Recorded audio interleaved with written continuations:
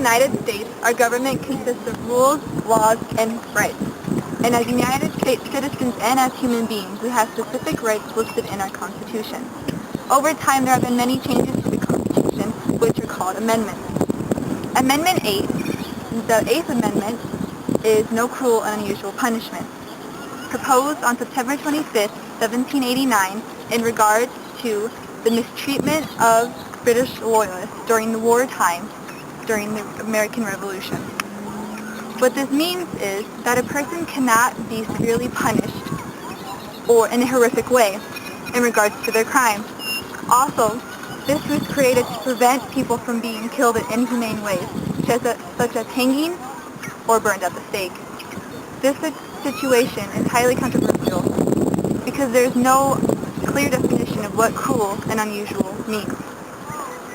Over 34 states in the United States still have the death penalty, and mostly the death penalty is charged with people with murder crimes.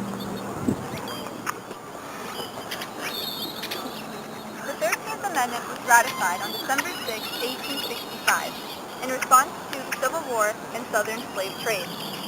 This amendment prohibited slavery and involuntary servitude, which means that a person could not be held against his/her will or be held by threat or force. If this amendment had never passed, many people in this world today would not have basic freedoms or rights, especially minority groups would not be treated equally but differently.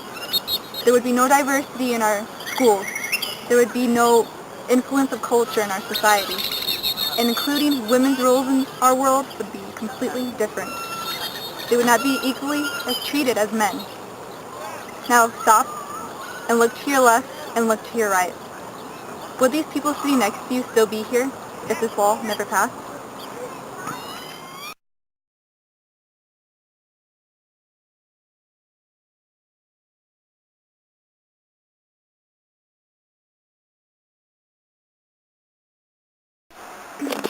Today I am at Nevada State Prison and I will be speaking with two inmates here. One, Abigail Simon, and another woman named Kaya Rose, who are both going to receive the death penalty of burning at the stake. Hello, Abigail. Hello. Abigail, why are you going to receive the death penalty? Well, I stole some bread for my siblings and me since we were starving. Okay. During this process, did you hurt anyone? Did you use any type of physical force or use a weapon of any kind? No, I didn't have any weapons and I didn't use force. I just walked into the store and I thought the bread would be the easiest to steal, so I was just taking the bread and I walked out and someone caught me. Okay, can you tell me when was the last time you and your siblings had eaten before this incident? Well, we had a couple of apples. Was it 2 days ago or maybe 3 days? I can't even remember. So, let me get this straight. You did not use any type of force, you did not steal anything of any type of value, and yet you were going to be punished by this death penalty. Yes, that's pretty much it. I don't think I did anything wrong. Do you know that there's another woman here who is going to receive the exact same death penalty of burning at the stake? That she's in this prison, actually. Really? Well, what was her crime? Well, I don't know if you've heard recently some tragic news about our president was assassinated, and she is that woman who assassinated our president. And I was wondering, do you think that it is fair that you are going to receive the same death penalty as her? No, of course not. I mean, my crime was not even that bad. I mean, what she did, she killed the president and she took his life. I mean, she harmed his life while all I did was try to save mine and my siblings' lives. I know, I wish there was a way I could help you, but a crime is considered a crime. Well, I think my punishment should be less crueler than hers, since mine wasn't even as bad. I understand that you feel that it is unfair, and you feel that you deserve a lesser punishment, especially not one as severe as burning at the stake. And I am so sorry to say that there is no law to define such a rule to prevent cruel and unusual punishment. I'm so sorry that you're going to be receiving the death penalty. Hello, Kaya. So, Now, why are you going to receive the death penalty? Well, a little while back, I was bored, so I got to the president. Oh, okay then. And why did you assassinate the president? Well, You don't know why you assassinated the president? I was bored. Bored. So one day you just decided, hey, I'm going to go assassinate the president. There was no reason why. Okay then. Do you think that burning at the stake is equal punishment for your crime?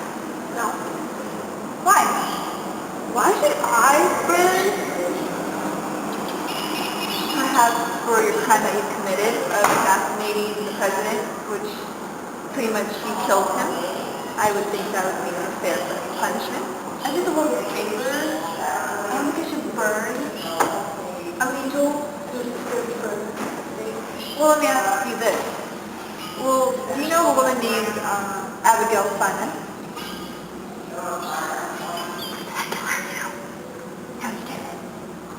Oh, no. She's another woman here who will be receiving the exact same death penalty as you, but her crime is not as extreme as yours. Do you know what she did? Amuse me. She stole bread for her and her siblings because they had nothing to eat. Now, do you think that's fair that she's going to receive the exact same death penalty as you? Yep. Really? I could benefit the world by killing off the president. She's benefiting herself by stealing bread. So, That person she stole bread from? but you know what? That one life you took, probably worse than that one for. How do I meet you?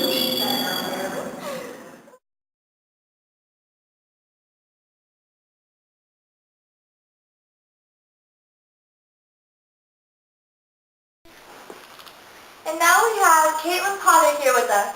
Her husband is the owner of the biggest slave company in this country. We're here to talk to her about how she feels about slavery. So, Kaitlyn Potter, how do you feel about slavery? I think it's a good thing because it allows for us to earn a lot of money and have them do work for us around the house. And how do you benefit? Well, my slave, she cleans for me and she'll give me whatever I want. Like, girl, give me a cup of water. Sí, señora Thompson. So what does she do around the house? She cleans, does manual labor, pretty much anything I ask her to do. And can I ask her some questions? No, I speak for her. Why is there no ice? Give me some ice. Sí, señora Thompson. So do you know anybody else that owns slaves? A better question would be who doesn't own the slave. There's so many people have them. So how do you pick who gets to be a slave and who doesn't? Anyone in a minority group would be a good for a slave. So do you treat them well, or how do you treat them? I kind of treat them as if they were my pets. They sleep in the basement, they eat when I tell them to, and they do what I want them to do. Do you think this is fair for them? I do think it's fair because I'm superior to them, and they are below me. If Amendment 13 had not been added to the Constitution, the U.S. would not be a melting pot as it is known today. The diversity in culture would not be here, since all the minorities would be used as slaves, which would be causing the injustice between the white majority and the minority. If Amendment 8 did not exist today, people who committed a less severe crime, such as stealing, harassment, or underage drinking, would be punished as severely as those who committed a more severe crime, such as murder, kidnapping, or rape.